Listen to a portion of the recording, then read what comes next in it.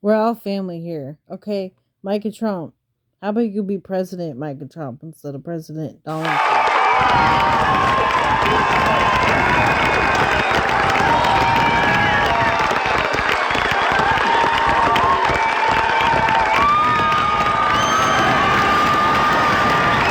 Thank you.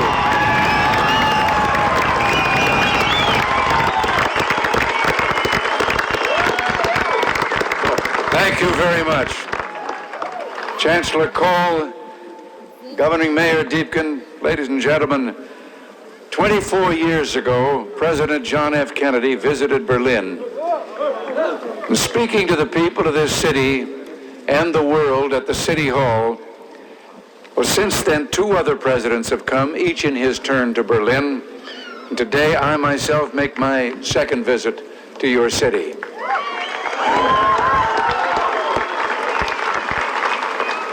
We come to Berlin, we American presidents, because it's our duty to speak in this place of freedom. But I must confess, we're drawn here by other things as well, by the feeling of history in this city, more than 500 years older than our own nation, by the beauty of the Grunwald and the Tiergarten, most of all, by your courage and determination.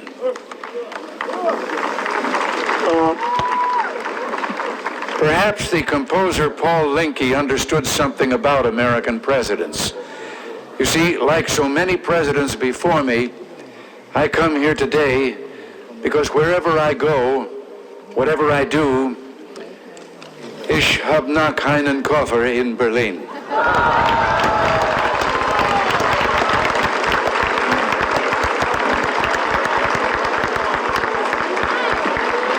Our gathering today is being broadcast throughout Western Europe and North America. I understand that it is being seen and heard as well in the East. To those listening throughout Eastern Europe, I extend my warmest greetings and the goodwill of the American people.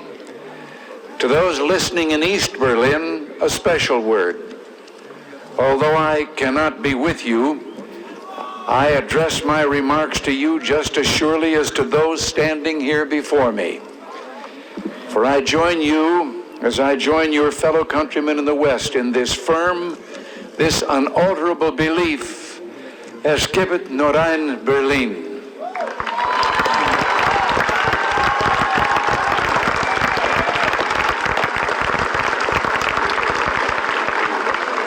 Behind me stands a wall that encircles the free sectors of this city, part of a vast system of barriers that divides the entire continent of Europe. From the Baltic south, those barriers cut across Germany in a gash of barbed wire, concrete, dog runs, and guard towers. Farther south, there may be no visible, no obvious wall, but there remain armed guards and checkpoints all the same. Still a restriction on the right to travel. Still an instrument to impose upon ordinary men and women the will of a totalitarian state. Yet it is here in Berlin where the wall emerges most clearly. Here, cutting across your city, where the news photo and the television screen have imprinted this brutal division of a continent upon the mind of the world. Standing before the Brandenburg Gate, every man is a German, separated from his fellow men.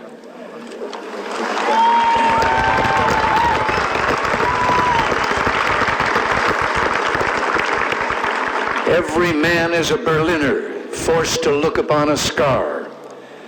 President von Weizsäcker has said the German question is open as long as the Brandenburg Gate is closed.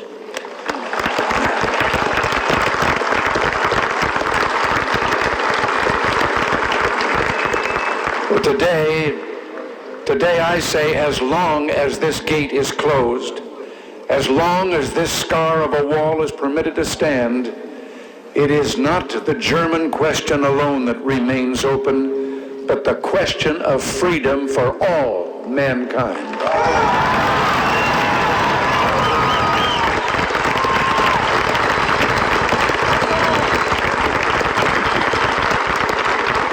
Yet, I do not come here to lament, for I find in Berlin a message of hope. Even in the shadow of this wall, a message of triumph. In this season of spring in 1945, the people of Berlin emerged from their air raid shelters to find devastation. Thousands of miles away, the people of the United States reached out to help. And in 1947, Secretary of State, as you've been told, George Marshall, announced the creation of what would become known as the Marshall Plan. Speaking precisely 40 years ago this month, he said, "Our policy is directed not against any country or doctrine, but against hunger, poverty, desperation, and chaos."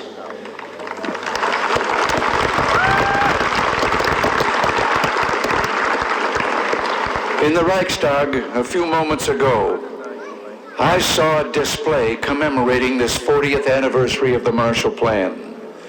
I was struck by the sign on a burnt-out, gutted structure that was being rebuilt.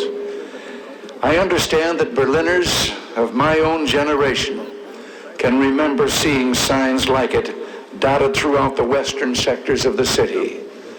The sign read simply, "The Marshall Plan is helping here to strengthen the free world." A strong free world in the West. That dream became real. Japan rose from ruin to become an economic giant. Italy, France, Belgium, virtually every nation in Western Europe saw political and economic rebirth. The European Community was founded. In West Germany and here in Berlin, there took place an economic miracle. The Wirtschaftswunder. Adenauer, Erhard, Reuter, and other leaders understood the practical importance of liberty, that just as truth can flourish only when the journalist is given freedom of speech, so prosperity can come about only when the farmer and businessman enjoy economic freedom. The German leaders reduced tariffs, expanded free trade, lowered taxes.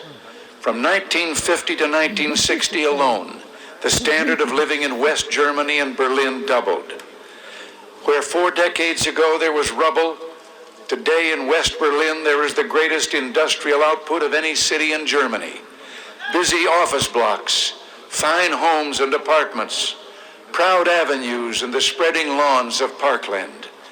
Where a city's culture seemed to have been destroyed, today there are 2 great universities, orchestras and an opera, countless theaters and museums. Where there was want, today there's abundance, food, clothing, automobiles, the wonderful goods of the Kudamm.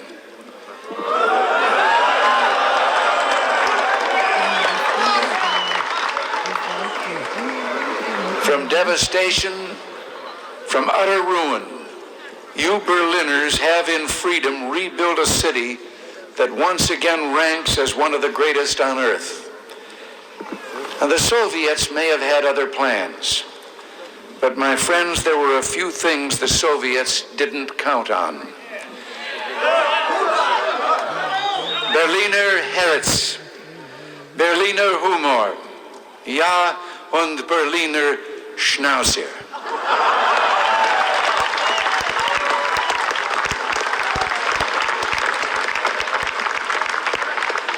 In the 1950s, Khrushchev predicted, "We will bury you."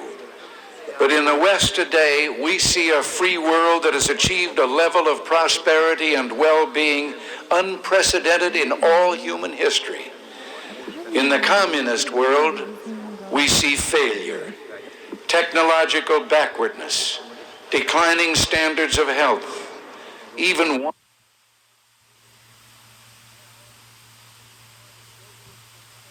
Oh, man.